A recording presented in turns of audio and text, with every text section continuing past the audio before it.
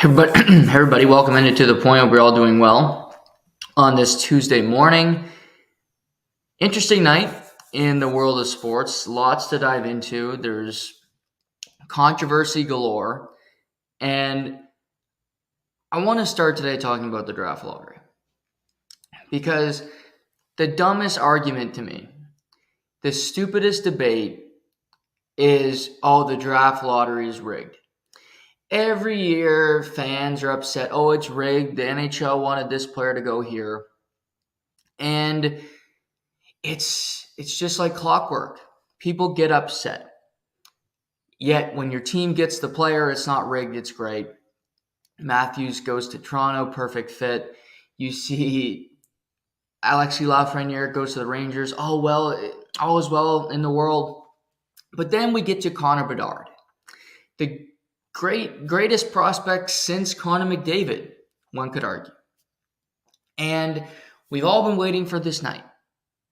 May 8th, before the Oilers Vegas Game 3 game, the NHL Draft Lottery, we will know who is getting the number one pick in the draft, who will be selecting Connor Bedard, and ultimately who will be selecting Adam Fantilli, because it looks clear as day that he's going to be going second overall in the draft.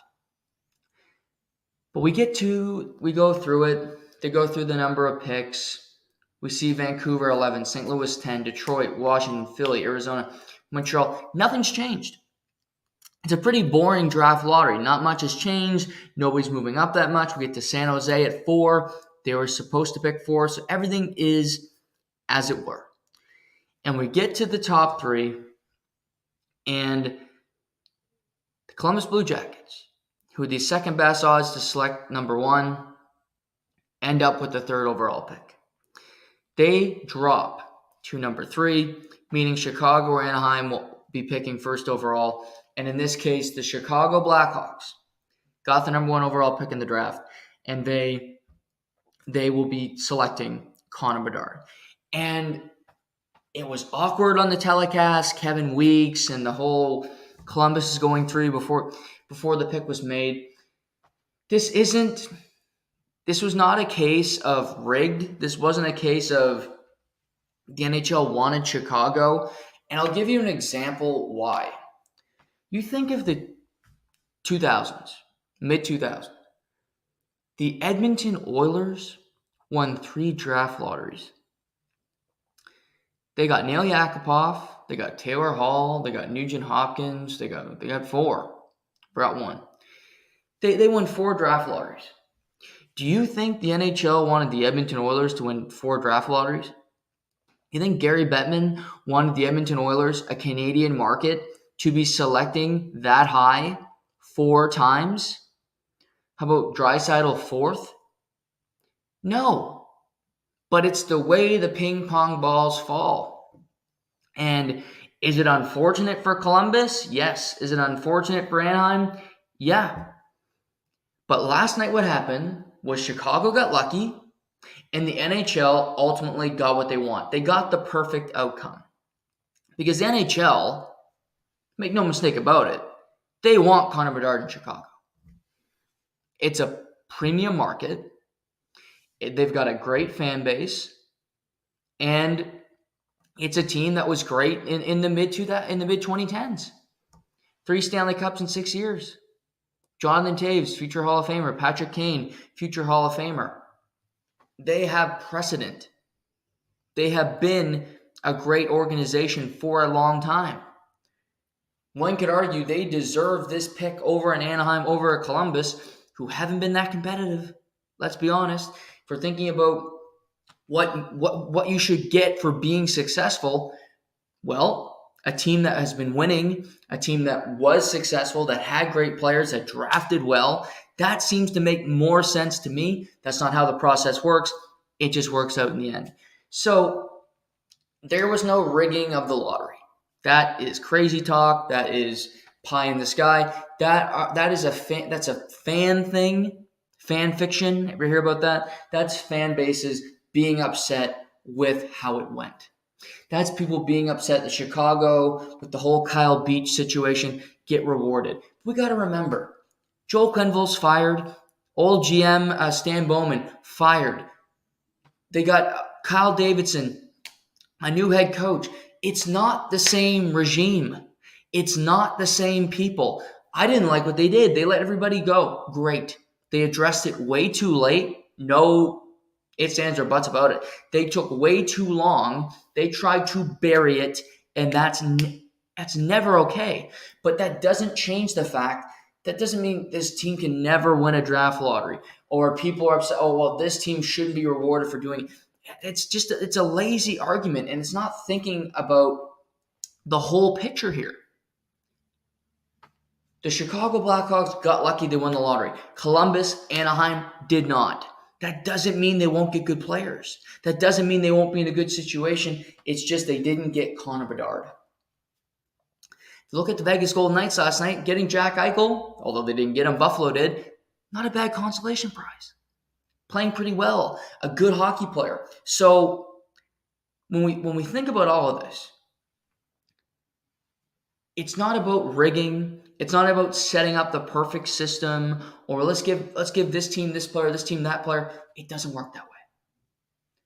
Columbus got Rick Nash way back when. Do you remember? They got the first overall pick. Doug McClain was the GM. Sometimes you get lucky, sometimes you don't. It's just like signing a free agent or making a draft pick in the third round. Sometimes they'll hit and they're going to be Braden Point. Sometimes they're going to hit and they're going to be Tyler Biggs. It's a guessing game. It's a numbers game. And sometimes you win, sometimes you lose. When you go to a poker table and you got pocket aces, you expect to win the hand. But when somebody's got a fucking flush across from you, you're going to lose the hand. That's just the way it goes. There was no rigging. It was not nefarious. There was nothing wrong with the situation. It was just how it went. It was just how it played out. I truly believe that. I think if you have any other opinion, you're not seeing, you're seeing the forest from the trees. You're not looking at the whole story. You're not reading everything that you can about it. So Chicago gets number 1 overall pick. Obviously, Connor Bedard is going to be a Chicago Blackhawk. Right away, you look at the team and you say Chicago doesn't have much, which they don't. Tyler Johnson was playing on the top line. They had Jason Dixon playing big minutes. Chicago is devoid of talent. They are not going to be good right away. It is not the Austin Matthews situation where you walk into a team full of young players on the come up. Chicago, it's going to be a process. It's going to take some time, but you have the ability to wait, to play it out when you have a guy like Connor Bedard around your organization. A player that is truly life-changing. So for Chicago, get some talent. Don't rush it, but find talent. Make smart trades. Don't overspend on your cap because you want to have flexibility. So when you are good, you can pounce and go all in.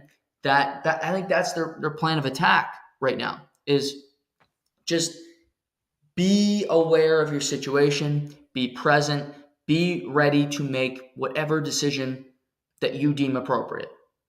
And for Chicago, I myself would bring back Patrick Kane. I would. I don't know what his number will be per se, but I want somebody mentoring him. I want somebody helping him in this process, in this transition from junior to pro. Somebody to tell him we can get through this. It sucks right now, yes, but if you throw in a champion like Patrick Kane, like Jonathan Toews, they're not bringing him back because they've already announced it. You bring back somebody that's been through good times and the bad. They literally know the whole story. They can write you the script. It's not foreign. It's not something, you don't know anything about this. They know everything about it. So that would be my approach. I want a veteran in there with him who can show him the ropes, who can be a mentor and guide him in the right directions. So you don't want to overpay Patrick Kane. You don't want to give him more years. 1 or 2 year deal. Could you get him at a small number? Could you get him at 4 or 5 million? That'd be worth it for me. For the guidance, you're not going to win anything, but you also have to get to the cap floor. So you can work your way around this. So, but to me, that has value. It has value because Bedard's been winning. He's won 2 World Junior gold medals. He didn't win in the W, but he had record-setting points, scoring goals. His team was on fire. So he's had a ton of success early in his life. He's 17. You need to ease him in.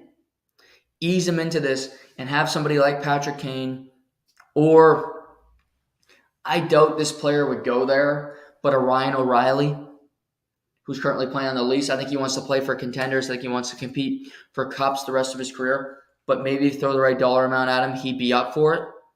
But somebody along those lines that can help Connor get ready for the league and what's to come. At least for 1 year. It might only be a 1 year thing. Mario Lemieux only played 1 year. Do you remember this? Mario Lemieux played 1 year with Sidney Crosby. I think it had a pretty big impact on Sid. The two are still very close. Mario's still in the organization. And to me, it had value for Mario to be there with Sid on a daily basis, to play for that 1 year. They didn't make the playoffs, but guess what? The next year they did. The next year they made it deep into the playoffs. So having that mentor for 1 year, Crosby had it. McDavid didn't really. Was that better or worse? We can debate that at another time. But I like the idea of having a veteran there with Connor, helping him into the National Hockey League. Anaheim at number 2. They will likely be selecting Adam Fantilli. I think he jumps into a pretty good situation. Mason McTavish, Jamie Drysdale, not Sam Steele, he's in Minnesota now. But I'm thinking of they got some good players there in Anaheim. They got some guys that I think still have potential as well, because you're looking at the Ducks and they're young. Another guy I'd bring back for Anaheim, he's a UFA, Adam Henrique. He's another veteran. He played pretty well this year. He knows, he likes it there. He's over 30. He's in his mid-30s. He's been through a number of wars. But I like the roots of Anaheim. John Gibson seems shot to me in net. Just the years of losing, I think have worn him down. And that's concerning because you need good goaltending to get to that next level. But it's not about, for Chicago, for Anaheim, you're picking 1-2 because you're not any good. Your teams aren't good. Your teams don't have structure. Your teams don't have a foundation. So you need to build that. And Fantilli was the best player in the NCAA this year. He won the Hobey Baker. After Christmas, he led the NCAA in scoring. So he's a power forward. He can play penalty kill. He can play in the power play. He's strong. He's going to be a good NHL player. After Bedard, it's like the McDavid draft. You look at Eichel and you're like, well, is he going to be that good? Eichel's had a pretty decent career. We just don't hear about it that much because there was a lot of crap in Buffalo. Now he's in Vegas. He's on the West Coast. But Fantilli, I think, will quietly be a good player, and that people don't see because he's, unfortunately for him, in Anaheim, and people go to bed that write about it before we see him. Third, Columbus. Columbus is interesting because I mentioned yesterday, they never fire anybody. They always try to be competitive, yet they never really are. They spend a lot of money, but they're going to get a top 3 pick, which is good. They got Igor Chekhanov, who I like. Great shooter. He's a power forward to the masses. Never going to get an assist, but he can rip the puck. I like Werenski in the back end. I like Blankenship on the back end. If Elvis can stabilize in net and be a number 1 consistently, you have something there, because when you have a goalie, you have a chance. So there's that.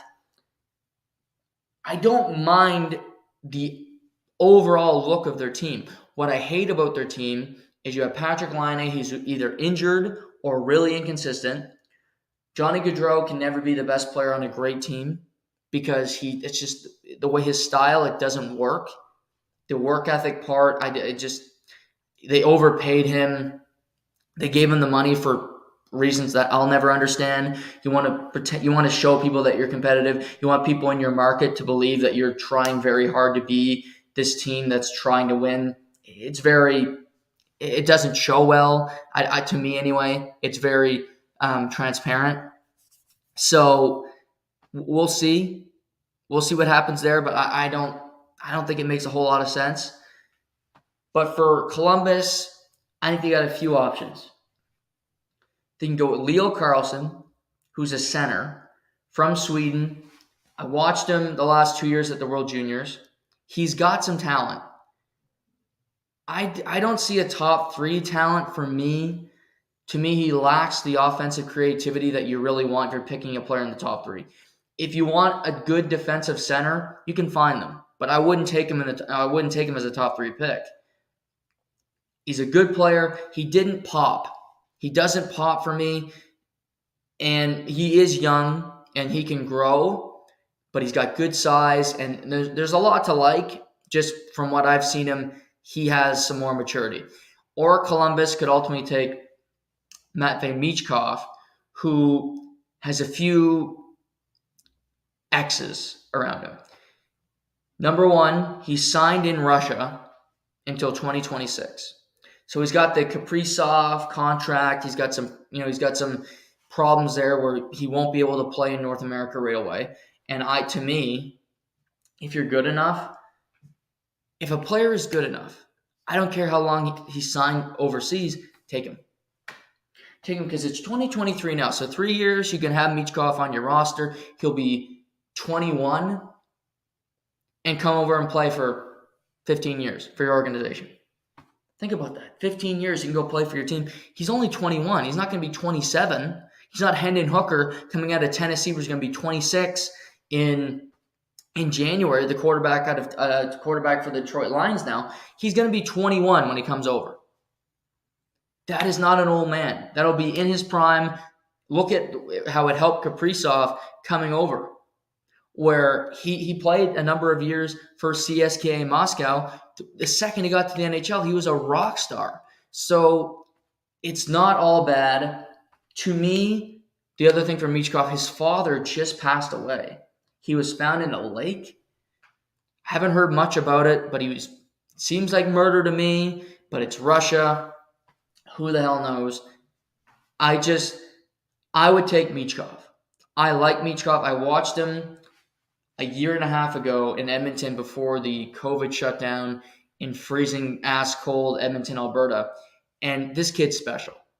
He can shoot the puck. He's got smarts. He's a good skater. I would take Michkov at the 3rd pick. They might go Carlson. Columbus has options. To me, San Jose at 4. If Michkov's there, you select him, and here's why. San Jose is not a team that's going to be any good anytime soon. And Mike Grier knows it. They want to try to get Erik Karlsson off their team if they can. They would love to get Logan Couture off their team, but that's awkward because he's their captain. They still have Marc-Edouard Vlasic. Good luck getting rid of that. They have a number of contracts that are quite horrible. And the rest of their team isn't all that good. So you need to eat it for a while. Your team needs to keep picking high in these drafts. Have a top 4 pick the next 3-4 years. Hopefully you get lucky. You get a number 1 overall pick. And by the time you get a number of picks, Michkov plays out his contract in Russia. He comes over if he's there, and he can play for your team. It makes perfect sense to take him if he's available because you don't need to be good right away. It makes too much sense not to take him. Don't be stupid. Montreal is 5. There's a center, Will Smith. He's out of the U.S. National Development Program. Zach Benson. He's a forward. He plays for the Winnipeg Ice, who are currently in the WHL final. Ryan Leonard. David Rickenbacker, who was a defenseman for Team Austria at the World Junior Hockey Championships. He's got a big shot, moves well, confident.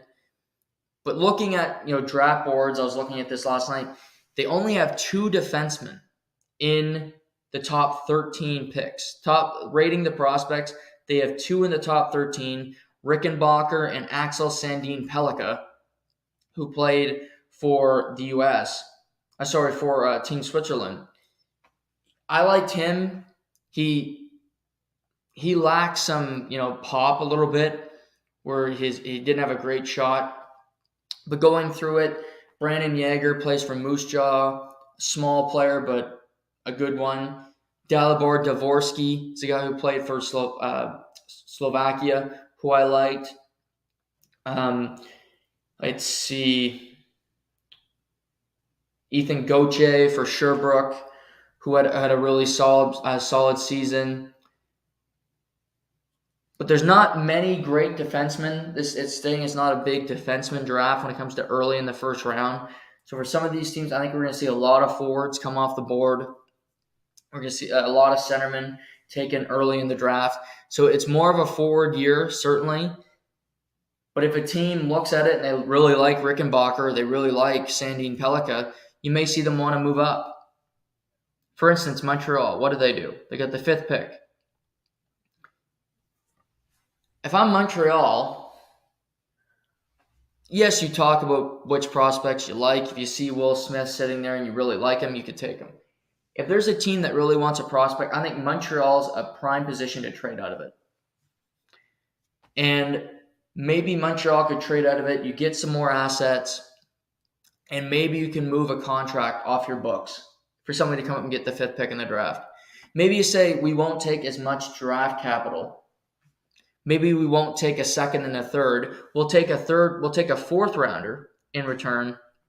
But Team X, you take Brendan Gallagher, just for instance, off our books.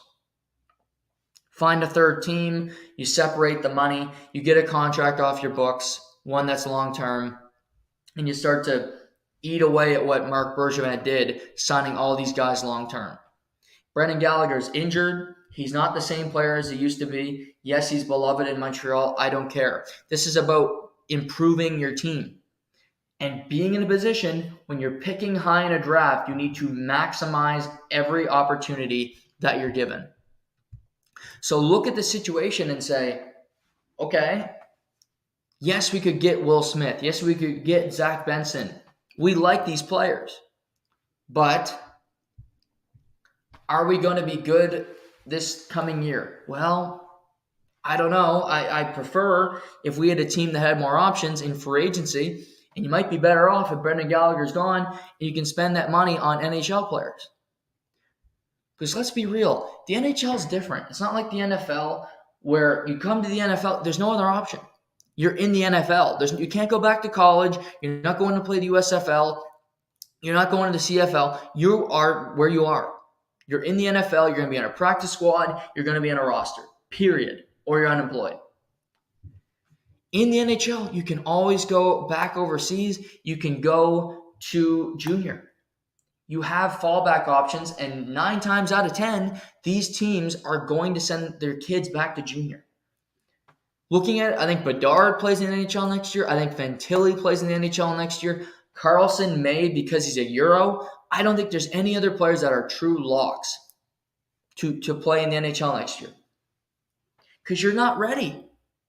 It's just a different set of circumstances. It's a different sport. And to me, the NHL puts a premium on development. For right or wrong, that's what they do. Do I think Mitch Marner could have played in the NHL when he was 18? Yeah. He got sent back. He won a Memorial Cup in London. That year did nothing to help his development. But they decided to do that rather than playing him in the NHL for a brutal Toronto team that ultimately won the lottery to get Austin Matthews, if you recall. They made that decision. So the NHL guys, they all go back. They end up playing junior. They play another year. Then you get excited about them. You see them play this year and go, oh my God, he was so good. We can't wait to see him next year on our team. And then you see guys like Matty Beniers in his second year who's great. And Wyatt Johnston and Stu Skinner's pretty good. And you look at these rookies, Owen Powers, just a flat out stud. And you see these guys a year at 19, and you're like, wow, okay, they're really good now. That extra year helped them. You can sell it, in particular when your team isn't any good. And maybe you give them a year, team sucks, get another high draft pick, and then you're that much closer to winning. So it's all a rigmarole. It's all defeating the system. It's convoluted. You're trying to outthink everybody, and at the same time try to appear intelligent. So it's very complicated. It's a big potpourri of just chaos. But I think the NHL is happy this morning. They're not happy that people think it's rigged, but people think that every year. They'll never change that stereotype, that look. They could do a better job at presenting the draft lottery. They do it awkward. The NHL does most things awkward, so they need to work on that. But it was the best situation for the league, but it's not the league saying, okay, we need him in Chicago because they play in a central time zone and the games start at 9. That's optimal. It is optimal for that to happen. But for the league, it would have been nice to see him in Vancouver. Even though it's a Canadian market, guess what? It's hometown kid playing in his hometown. That's an easy sell. But I saw Darren Ravel this morning, who is kind of a front office guy. He talks about ticket sales and things of that nature. He said that the Chicago Blackhawks are almost sold out of season tickets in one night after getting Connor Bedard. They're almost through their season. They had the third lowest attendance last year. They are almost completely booked for season tickets already. So that's how big of a shift this one kid has been. Getting that player, being in the position, so it helps. Anaheim, yes, they're bummed today. Columbus, they're bummed. But find a good prospect. For Anaheim, I'd still be stoked because I think Fantilli's really good. And if you can get Fantilli, you can get McTavish up the middle of the ice. That ain't bad. That ain't a bad little combination to have all those guys together. Drysdale in the back end, Cam Fowler still brings something to the table. So you could be in a worse spot. You're obviously disappointed because you had the top odds and you end up at number 2. Chicago should be thrilled. Sometimes that's just the way the ping pong balls bounce. There's no rigged. There's no the NHL did this. It's just how it panned out. But congratulations to Chicago. Congratulations to the Blackhawks fans. You got yourself a hell of a kid and a hell of a player. After the draft lottery last night, there was a little hockey game between the Vegas Golden Knights and the Edmonton Oilers. And it started out with the Edmonton Oilers coming out with pace, coming out with quick on transition, just fast, and Vegas struggled, but the game quickly shifted. Early in the game, you see McDavid, Draisaitl, Kane, they're all around the puck. The fourth line for Edmonton scores with Derek Ryan. Speed, finding Fogle in front of the net. He beats Theodore to the front of the net. Fogle taps it in, 1-0 lead. But I talked yesterday about what I believe Vegas had to do when it comes to just making adjustments. Looking at the game and seeing what they did wrong and attacking what the Oilers don't do well. I talked about Jonathan Marchessault being one of the most important players for Vegas in Game 3. He had not scored a goal yet in the postseason, and he is one of their most important players. I talked about how Chandler Stevenson, you have to make a decision. Do you want him to be your defensive center, or do you want him to be scoring goals and trying to piss off, try to stop, if you will, Draisaitl and McDavid? And to me, Bruce Cassidy listened to the pod, clearly, because who doesn't? And he made the necessary adjustments. He started with Stevenson and Mark Stone against the McDavid Draisaitl line, which was smart. He then had Marchessault playing with Jack Eichel, which I loved. Because Jack Eichel is your most dynamic player, or he should be, because he's paid to be.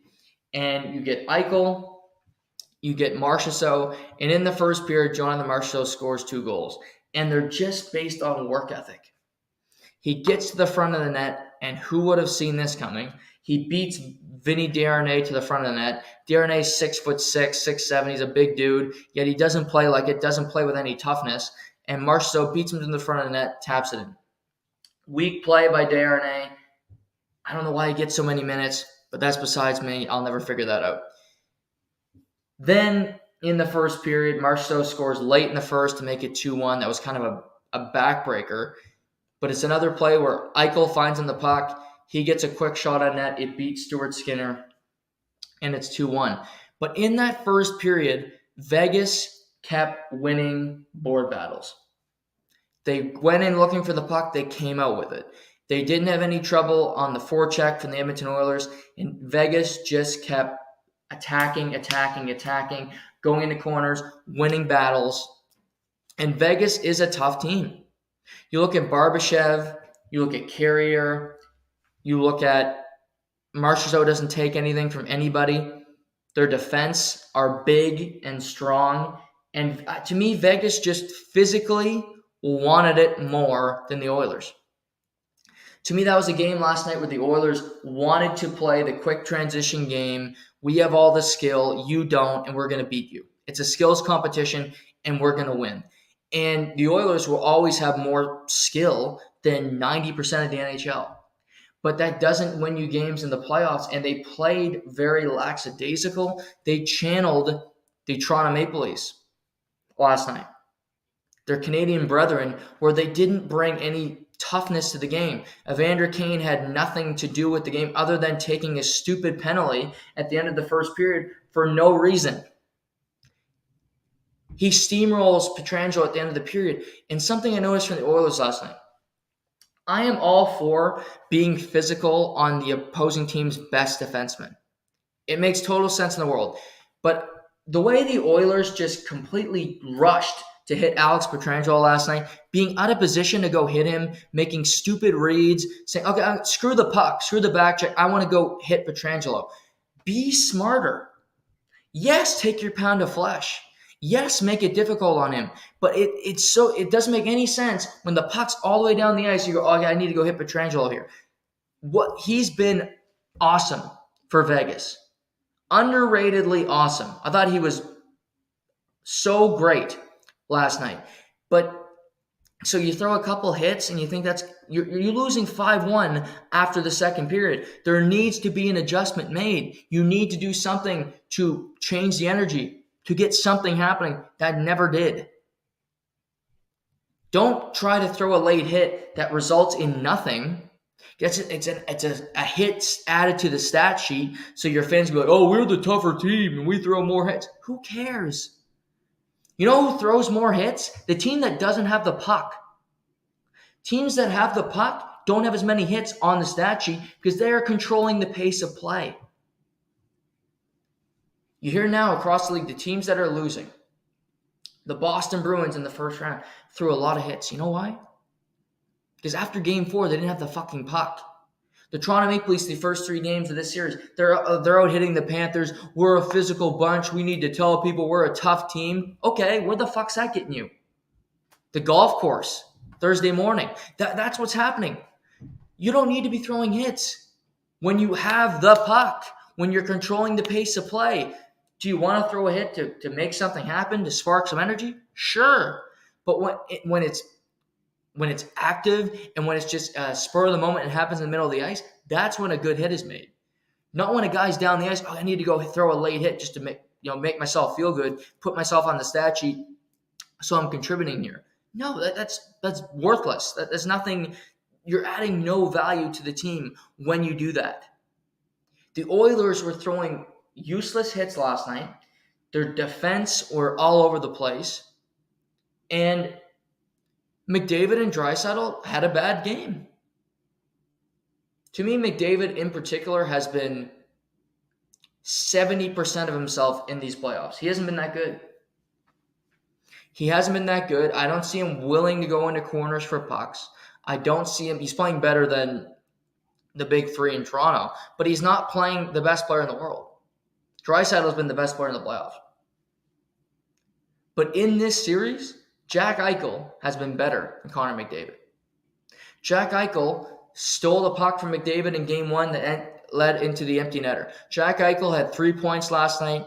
Beauty shot on the fourth goal, set up Marchessault on the other two. He has been an active participant.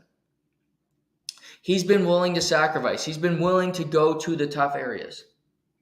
And I applaud him for that because he is often talked about as being soft, as not a guy that's a game changer. I thought he's played really well. I thought he played really well last night. He's played really well in the series. But for the Oilers, I don't know how Aiden Hill comes in. Brossoit gets hurt in the first period. Shoot the fucking puck. Get to the front of the net. Make him get tested. He faced a few shots, but he didn't allow a goal the rest of the game. He didn't face a whole lot of difficult opposition. You're not getting to the front of the net. You're not winning board battles. You're not going to win. Period. The fourth line scores your only goal. You're not going to win too many games. Edmonton, 2 things. Desharnais, I know Edmonton loves to go 11-7. They've been doing it forever. I don't get it because I think Edmonton goes 11-7 because they don't trust 2 of their D. They don't trust Desharnais. Good reason. And they don't trust Philip Broberg because he's young, he's inexperienced, and he makes some stupid decisions with the puck. So you can't go 5, and you don't want to go 6 because then Broberg has to play too many minutes, so you go 7. But again, it's defeating the purpose because you have 2D you don't trust. That's failed management, and that's failed getting your team prepared to play. Ekholm can only play so many minutes because Ekholm is great. Bouchard has taken strides, but you're going to have games last night where Jack Eichel burns Evan Bouchard, breaks his ankles, goes down and buries one. So when Ekholm has to do everything, he's overcompensating. Bouchard's has to do too much, and eventually it all comes to a head. So here's my thought. Desharnais out of the lineup, I don't want him. I don't want him because it's a body on the ice that doesn't bring any value. I don't like saying, okay, we're just going to have this guy in the lineup because we need these minutes. We need him to eat these minutes. Have your other D eat those minutes. Have your other D who are better than him eat those minutes. Brett Kulak, who I don't like at all, have him play. CC has his moments. Have him play. Desharnais is never confident with the puck. He makes the wrong read on every time he tries to exit the puck out of the zone. It's just a nightmare. Enough. Get off. I would go back to 12-6. Janmark might be concussed. He might not be able to play. So, they don't have a whole lot of depth, but they do have some. Brad Malone could come in. Brad Malone played a lot early in the year. He's played for Jay Woodcroft at the AHL level. I think there's a level of trust there. I just like a fourth line. I like your line combinations being set. You saw a lot of different combinations last night. He broke up Draisaitl and McDavid after the first period because it seemed as if when they were on the ice, they got scoring opportunities. When they weren't on the ice, they didn't. And Vegas made better adjustments than Edmonton did. I know teams love an 11-7, but to me, it just doesn't work. It's never the right solution. We'll see what Jay Woodcroft decides to do tomorrow night. But credit to Vegas. On, fourth or fifth string goalie now throughout the season. They had Robin Leonard. He had hip surgery. Logan Thompson was their starter. He's hurt. They traded for Jonathan Quick. He was their third string goalie. Brossoit gets injured. Aiden Hill comes in. I mean, it's crazy. Their story this year. That they finished first in the Western Conference. They battle every single night. Marchessault's finding success. Chandler Stevenson scores another goal. He's got 6 in the postseason. To me, he's Vegas' best player. He does everything well. He's the smartest player on the ice for them. To me, his hockey IQ's through the roof. But skill and fancy plays aren't good enough to win against Vegas. And Edmonton tried to do that last night. They had all glitz and glamour in the first 5 minutes, and they score a goal, and they feel good about themselves. But after that 5 minutes, it was a skills competition where Vegas won the game because they were willing to put in effort. They were willing to sacrifice. They were willing to go into corners and come up with pucks. And I credit them for doing that because they're not a team truly based on skill. They're more of a brute type, workman-like team. You look at Amadio, you look at Brett Howden, you look at some of these guys, Barbashev, they're cut from the work your ass off cloth. We gotta work to get our check to keep moving here. But Edmonton now faces the pressure. I wouldn't want to go down 3-1 to Vegas because I think they're going to lock you up. I think their defense are too good. I respect their coach, Bruce Cassidy, too much. To me, tomorrow night is a must-win for the Edmonton Oilers. They need to find a way to have an impact, to make some big plays, and throw some work ethic in. And that includes Connor McDavid. Enough of hanging on the outside, enough of these fancy passes. Get to the dirty areas and score some goals. It was Marchessault, I said yesterday, for Vegas, who needed to step up. Tomorrow night, it's Ryan Nugent-Hopkins. Ryan Nugent-Hopkins has 0 goals in 9 playoff games. Not good enough. Not good enough. You were great. You scored 100 points in the regular season. You're one of the great stories of the regular season and just your productivity and how great you were. Well, can show it now. This is the most important time of the year. Demonstrate that you can do it. Demonstrate that you have it in you. Because I'm not seeing it right now from him. He's having no impact on the game. He's not flashing. Marchessault did it. For Nugent-Hopkins, he needs to be the guy in Game 4 to step up and have an impact. So we've seen the Yamamoto game. He had a great Game 6. We've seen Draisaitl all playoff long. Bouchard's been contributing. Ryan Nugent-Hopkins is too good to have 0 goals in 9 playoff games. It means you're being timid. It means you're not doing what... It means it's not as easy to score in the postseason. You need to work for it more than you did in the regular season. Do you want to work for it? He's got to make that decision. He's got to show it. Tonight we have a pair of Game 4s.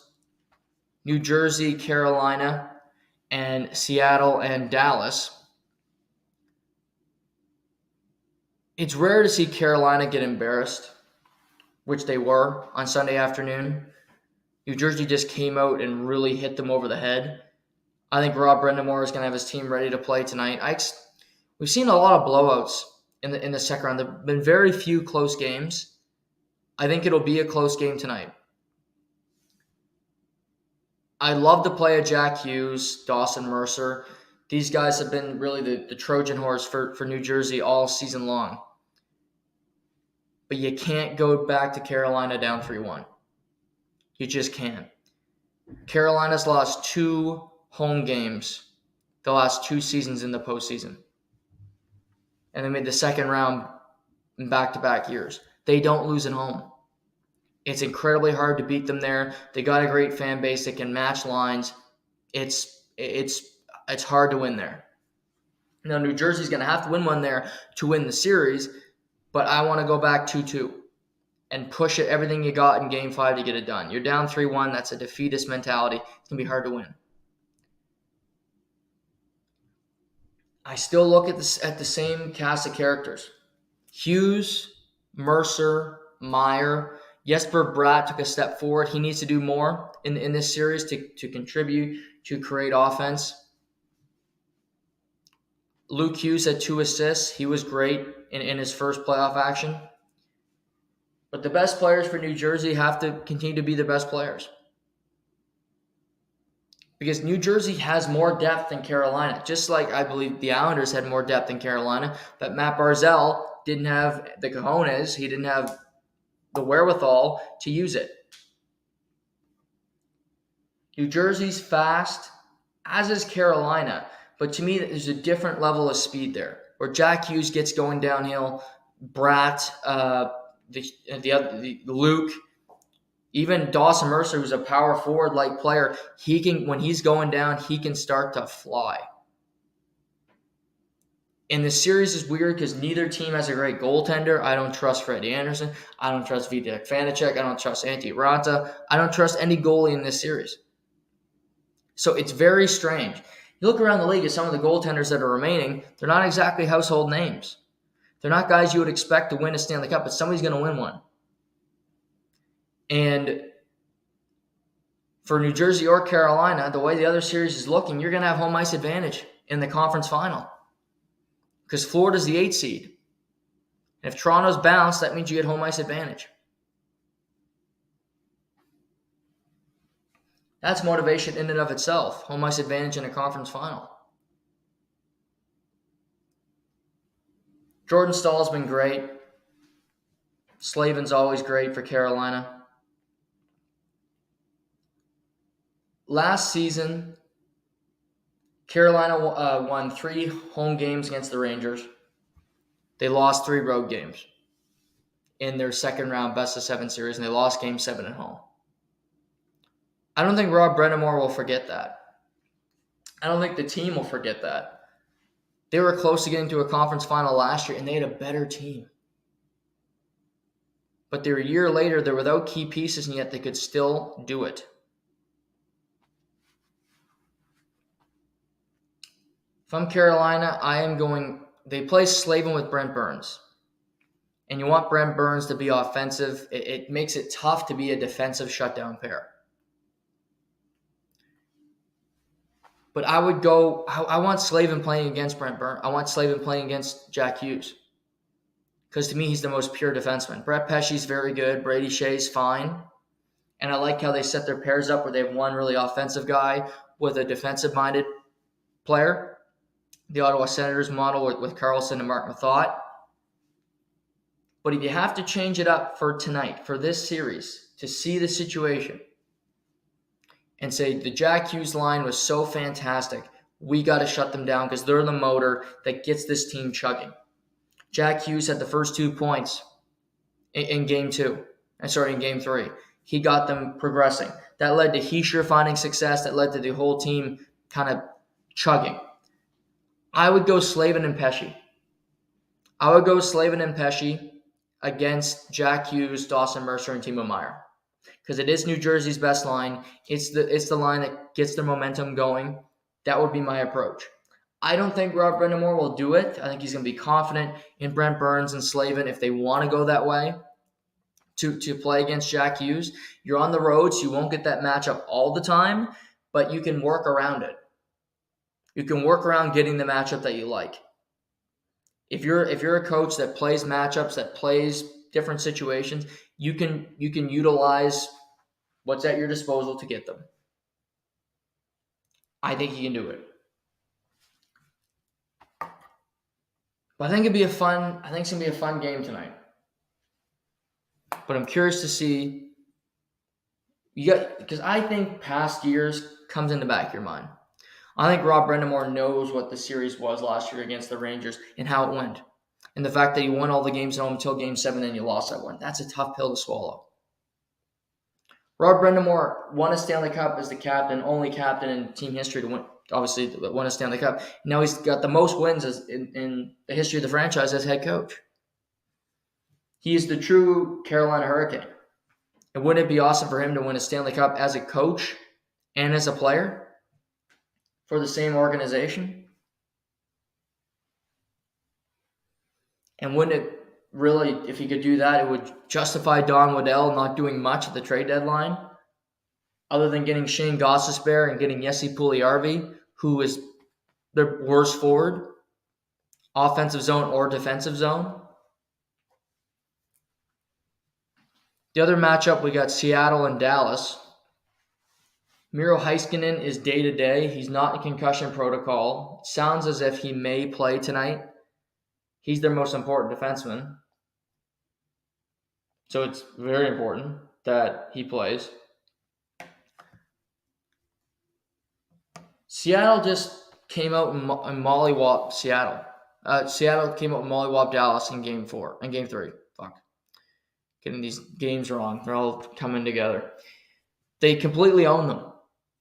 Every line was chugging. They got scored in the power play. They got a shorthanded goal. any situation, they were better than Dallas, including the netminder. I look at Game 4 tonight, Jake Ottinger. You were pulled in Game 3. You weren't very good in Game 1. You allowed 4 goals in the first period. Have yourself a game. He's one of the best goalies in the NHL already.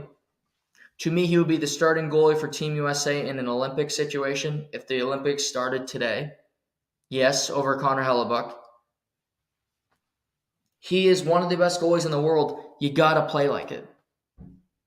Be better than Philip Grubauer. Make some important saves. And yes, he needs help. Like I said yesterday, he needs Jason Robertson to come out and be willing to sacrifice. To me, that's the big key and how you win a series. Is Robertson willing to take checks? Is he willing to get to those dirty areas to ultimately win? Are the best players willing to do it? Because if Toronto loses, it's because their stars aren't.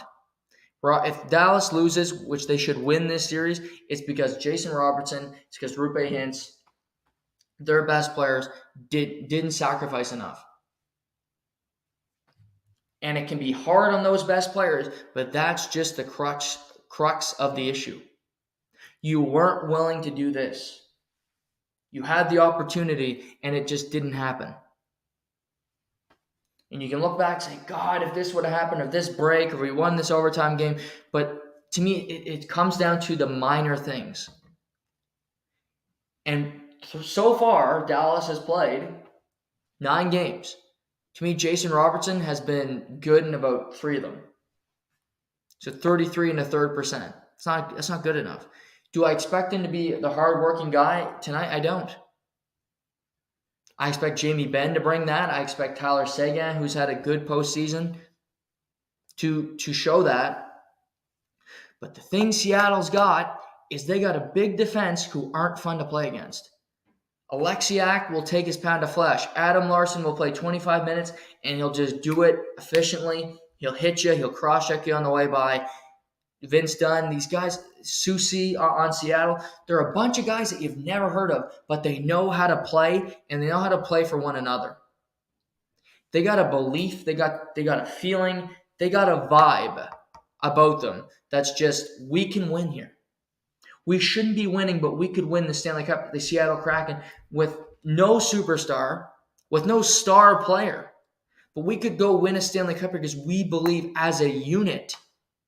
We had the foundation to do this because we believe in the way we play. Night in, night out is better than the rest of the NHL, and they're not fucking wrong.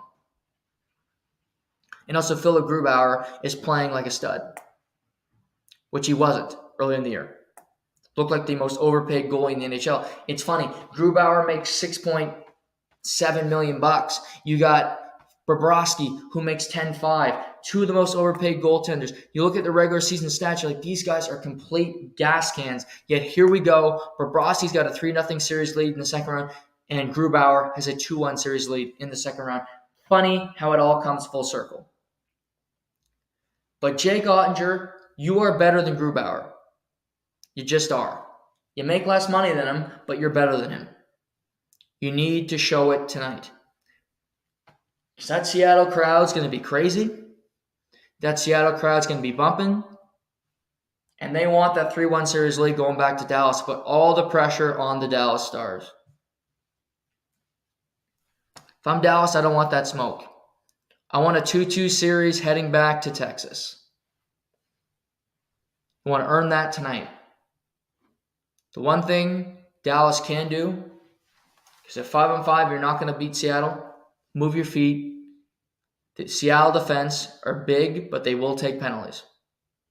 And the Dallas power play can be absolutely lethal. Tyler Seguin has 5 goals in the postseason. They're all on the power play. They're on the power play because he owns the front of the net. And you get Robertson out there with more space and Roope Hintz with more space and their best players, Heiskanen on the back end. It creates opportunities. But Max Domi can't be your best forward through 40 minutes. Just can't happen that way. He can't be the guy creating the most offense. You're not going to win many games, which is why they didn't the other night. So I I think the Dallas Stars are a better team than Seattle. I picked the Dallas Stars to get to the conference final before the playoffs started because I like their team as a unit, the way they played in the regular season. I like their goaltending. I think their defense is pretty good. And I think Peter DeBoer, this time of year as a head coach, knows how to get it done. But Seattle got by Colorado. They slayed the champs. They slayed the giant. They can't beat Dallas? They absolutely can. They absolutely can. A ragtag group with guys that just can score goals. You have Eberle, who's been on some good teams in the past, but has never been to a conference final. Wouldn't that be something if Eberle this late in his career could do it? Alexiak's had some success in Pittsburgh, been to the playoffs in Dallas if he could beat one of his former teams. That'd be a cool story. Adam Larson was in the Stanley Cup final way back when, 2012, with the New Jersey Devils. So they have some pedigree. Yanni Gourde, a Stanley Cup champion, who I think is the real captain of this group. I think he's the heartbeat of the team. But they believe in Seattle. If they win tonight, look out, Dallas. If you didn't know, the World Hockey Championships starts on Friday. It's in Riga and in Latvia and Finland, split between the two. The rosters have been announced. The U.S. team is practically full of NCAA players and a few young NHLers. Alex Tuck, I believe, is going to be the captain of the team. He's going over as the big representative. Canada has a solid group going over. They got some guys that to go represent their country. And this morning, the captains and the assistants were announced just 25 minutes ago. The captain for Team Canada is going to be Tyler Toffoli of the Calgary Flames. You got assistant captains Lawson Krause, Scott Lawton, Milan Lucic, and Mackenzie Weegar. So 3 Calgary Flames. Calgary's got a lot of representatives. Krause of the Desert Dogs and Scott Lawton, the captain of the Philadelphia Flyers. It's after the year. The playoffs are going on, so the World Hockey Championships can be kind of cast aside. It's not something that's focused on all that much. But I like watching the tournament. I respect all the players that decide to go over after playing a full 82 games. You get to represent your country. You get to go with your family and kind of play at the World Hockey Championships. For some of these guys, you never play at the World Juniors. You're not going to play at the next Olympics. For Milan Lucic, I think he's going over to kind of show his stuff a little bit. His contract is done in Calgary. He's going to be an unrestricted free agent. Does he get a new contract next year? This could be the last time he wears the maple leaf. That's another opportunity for him to kind of have a moment. But does he do something? Does he show people that he can play here, that he could be an NHL player next year? Remains to be seen. Tyler Toffoli had a great year. He had a fantastic year in Calgary where the rest of the team was garbage. He was fantastic. Yet he still decides to go play for his country. All the respect in the world for that because he could sit on it, say, I'm a UFA. I don't want to show any more tape. You've seen what I can do. Come get me. For Mackenzie Weegar, tough first year in Calgary. He goes, I want to end my year on a good note, go play for Team Canada, try and win a gold medal. Respect for that. Lawson Krause has been a really good guy for this. Played at the World Juniors multiple years, has been a guy to play for his country. You're not going to make the playoffs in Arizona, so he's always available. But I like this for Team Canada. I do. I think it's good for all these players to go that decide to. I'm looking just at any other. So the team has been named for the most part. They're still adding a few. You can add players. You can even add players throughout the tournament because of injuries and that. But forwards, Canada has Sammy Blais, Lawson Krause, Adam Fantilli will be going. Cody Glass, Peyton Krebs, Scott Lawton, Milan Lucic, Jack McBain, Jake Neighbors, St. Louis Blues, Jack Quinn, Tyler Toffoli, and Joe Veleno. Defense, Justin Barron, Ethan Bear, Pierre-Olivier Joseph, Tyler Myers, Jake Wall, Mackenzie Weegar, and they have Devin Levi and Samuel Montembeault between the pipes. So a pretty young team, but again, it's experience. You get to represent your country. And I just thought I'd point that out this morning to see the guys who are going over to Riga. I talked about this briefly yesterday, but I didn't talk about it enough. What are the St. Louis Cardinals doing? What are the St. Louis Cardinals doing with Willson Contreras? If you didn't know, Willson Contreras is a catcher. He was formerly the Chicago Cubs. He was beloved in the locker room, but he left in free agency because the Cubs did not want to pay him big money. They gave big money to Dansby Swanson to play shortstop. They gave money to Suzuki, their outfielder, but they did not want to pay Willson Contreras.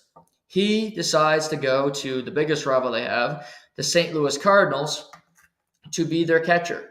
He's won a Gold Glove. He's people love him. He's worked with a number of the pitchers on the Cubs. So it looks like the perfect marriage. But the Cardinals are going through this transition. They still have Nolan Arenado. They still have Paul Goldschmidt, who was the National League MVP last year. But Albert Pujols is gone. Yadier Molina is gone. Adam Wainwright has not made a start yet on the season. So they're in an interesting position. The Cardinals are currently 12-24. 12 games below 500 on May 9th. It has been an atrocious start to the season. With all that being said, the pitching's been bad. You look at Miles Michaelis. He's a 5.40 ERA. Wainwright hasn't pitched, so you can't say he's been bad. But again, he's not pitching, so you could argue it's not going well for him. Just to give you some recent starts, they beat the Tigers on Sunday, but Steven Matz has a 5.70 ERA. He's a starting pitcher for the team. We'll then go to Adam Wainwright. Made his first start Saturday. He gave up 4 earned runs. He's got a 7 ERA after one start. So he's no good. They have Jordan Montgomery, who has a 3.29. That's actually a good ERA for the team. We get Jordan Hicks, who's got a 7.62 ERA and is a reliever. Hellesley, the catcher, who had the lowest ERA of any catcher in the majors last year, has a 3.80. The pitching has been a disaster. Now, in my opinion, you can blame that on pitching. You can blame that on catching. And the Cardinals have said, you know what, it's our catcher's fault, because they announced Willson Contreras, a Gold Glove winner, the guy you paid $85 million to come in. We're going to make him a permanent DH. He might actually play in the outfield. What? After a month and change, you are switching his position after you have 4 more years on the contract after this one so he can play in the outfield? You are paying him to be a catcher. Why are you putting him as a DH? He can DH when days he's not catching, but come on now.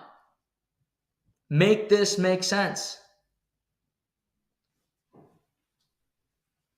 The St. Louis Cardinals are acting like a minor league team. They're acting like a team that has never been in a tough situation. They are not used to losing. They're not used to not being competitive. They might have a bad year. Who knows?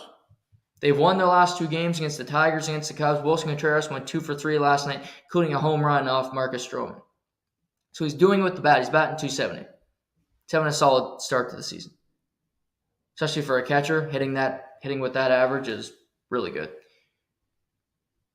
But you get a month in and you panic like that?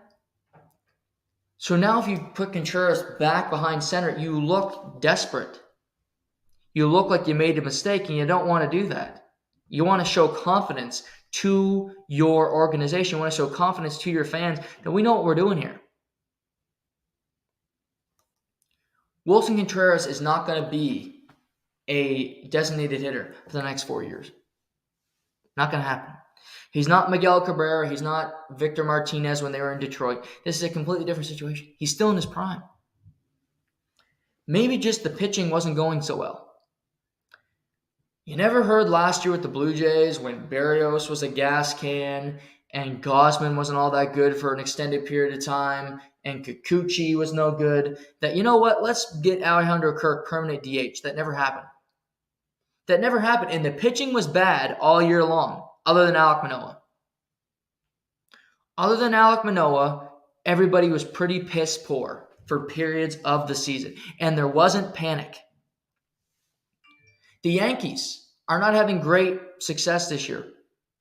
Garrett Cole's been phenomenal.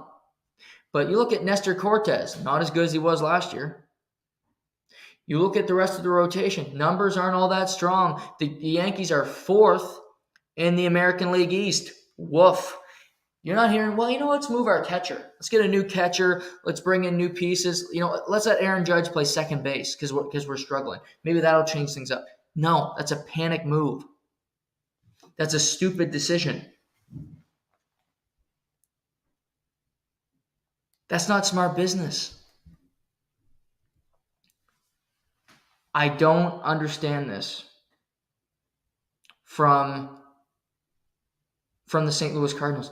You're not used to being a joke of an organization, and you're making a joke organization move.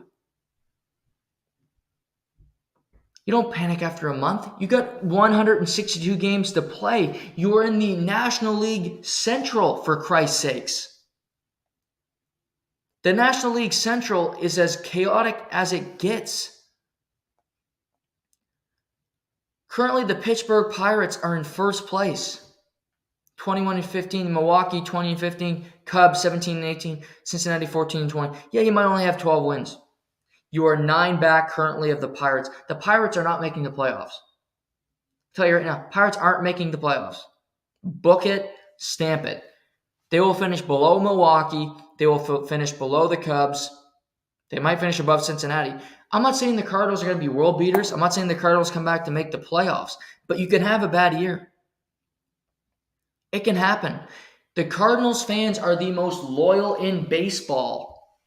They don't boo players that are playing poor. They love their team too much. They are the perfect fan base because they just love them unconditionally. There's no death threats. There's no booing. Every day is a great day to be at Busch Stadium, which it is.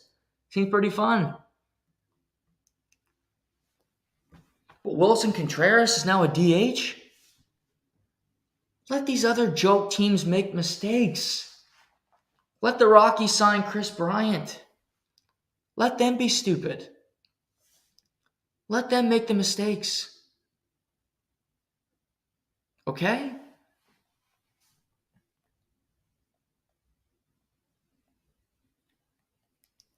Don't even worry about it. The Rays are the story every night because they don't lose. They're 29-7. 29-7. They defeated the Orioles last night at Camden Yards. Shane McClanahan goes 6 scoreless. But you look around the league, it's May. It's May 9th. The Rays are in first place. Minnesota Twins are in first place. But Detroit's in second. Who saw that coming? Chicago has the same record as the Cardinals. I have way more faith in the Cardinals digging out than the White Sox. Texas is in first place in the American League West. Houston's in 4th, by the way. Houston's in 4th. I think they'll be okay. Maybe they won't be, but I think they'll be okay. That's some faith. Angels are winning games, though. Good for them. Atlanta's in first. No surprise there. But here's another thing you wouldn't think of. The Mets are 7 games back. The Mets and the Marlins have the same record. It's May. It's baseball. Philadelphia has 16 wins. The Arizona Diamondbacks are a game back of the Dodgers. Again, it's May. Don't panic in May. Don't make a rash decision in May. Don't make your highlight reel catcher a DH in May. Now, does the Cardinals pitching suck right now? Yeah, it does. Can that get better? Yeah. Is Marcus Stroman going to have a 2.26 ERA at the end of the year? I doubt it. For the Cubs, things can change. Things can change. Blue Jays, Phillies tonight. Alek Manoah against Aaron Nola. Two guys that are known for being nominated for the Cy Young, but both had tough starts. Both guys have ERAs above 4.6. An opportunity for both of them to show out. We'll see what they can do tonight on the mound in Philadelphia. The Rays this week are in Camden Yards for 3. Then they're in the Bronx for 4. So a big week for them. See if they continue their dominance against the American League East. The Red Sox remain in it. That whole American League East has been pretty competitive through the first month and change of the season. New York's in last place currently, which I'm sure they're thrilled about.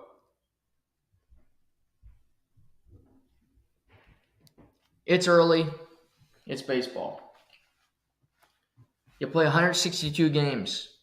A lot's going to change. A lot's going to happen. You're going to go through spurts where you can hardly get a hit. George Springer was not hitting for average, was not hitting for power, but guess what? The Blue Jays didn't panic. They didn't bench him. They didn't move him to DH. They let him come out of his funk. He's hit a couple home runs. Blue Jays had lost 4 or 5 in a row. They go and sweep the Pirates to get the momentum back. That's the swing of things. That's what happens in pro sports. You go through ups, you go through downs.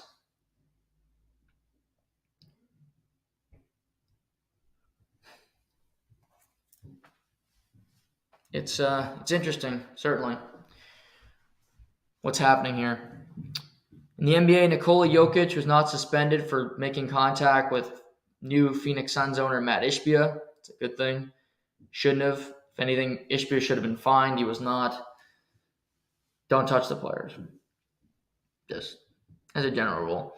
The Knicks took a 3-1 lead on the Miami Heat took a 3-1 lead on the New York Knicks last night. The Knicks should be leading this series. And yet they're down 3-1. They're more talented, they're a better team, and yet it's so perplexing to see them where they are. Credit to the Heat. Jimmy Butler, Bam Adebayo, I thought both were fantastic last night. Julius Randle, just pure Julius Randle was horrible. Heat didn't even play well in the fourth quarter. They couldn't hit a shot, but I loved the way Jimmy Butler distributed the basketball. To me, Gabe Vincent's one of the more underrated on the Miami Heat. Just his defensive prowess, the way he gets steals. He played really well. But one player I'll talk about who I think's had a really good postseason is R.J. Barrett for the Knicks. Tom Thibodeau doesn't like him at times. They get into spats. I think RJ's played really consistent. He hasn't shot the 3 ball too much. He knows that he can drive to the cup and score points. He's not afraid to do it. He will attack. To me, he's been better than Julius throughout the playoffs. I won't say he's been better than Jalen Brunson, but I think he's been their second best player consistently. And I don't know if he remains a New York Knick that much longer, but I think he can be moved to a better team. Could he be that missing piece in Milwaukee that I talked about yesterday? If you lose Chris Middleton, could he be a wing for that team? He's posted as a shooting guard. I think he can be a wing. He's a big guy, strong guy. I think he's played well. I think he's shown out well. Maybe the Knicks don't want him long term. Not everybody likes his contract. I think he's played pretty damn well, and he's shown himself to be, a very competent player. The Lakers took a 3-1 lead on the Warriors. Lonnie Walker nearly outscored the Warriors in the fourth quarter by himself. The bench player for the Lakers scored 15. The Warriors scored 17 in the quarter. Warriors had a big lead going into it. This series is over. The Warriors might win Game 5 at home. When it goes back to LA for Game 6, it's curtains. I thought the Lakers could get to the finals before the playoffs. I'm getting more and more convinced that they're going to. I just like their depth more than I like Denver's or Phoenix. I think Denver and Phoenix could go 7 games. That could be a long series. You might see the Lakers get a bit of a break down the stretch here. Tonight we got a pair of games. We have 76ers Celtics Game 5 from Boston. We got Denver Phoenix Game 5 from Denver. In the NHL, you got Carolina at New Jersey Game 4. Dallas at Seattle Game 4. So lots happening tonight. The draft lottery is decided, so that news is out. Baseball is going. We'll have more UFC talk throughout the week. I want to incorporate some NFL in as well because I never got to talk about the draft because I was moving, so I might do that potentially tomorrow or later in the week. So that'll be coming your way. But I hope you guys enjoyed the show this morning. Have a great rest of your day. And take care. This is To The Point.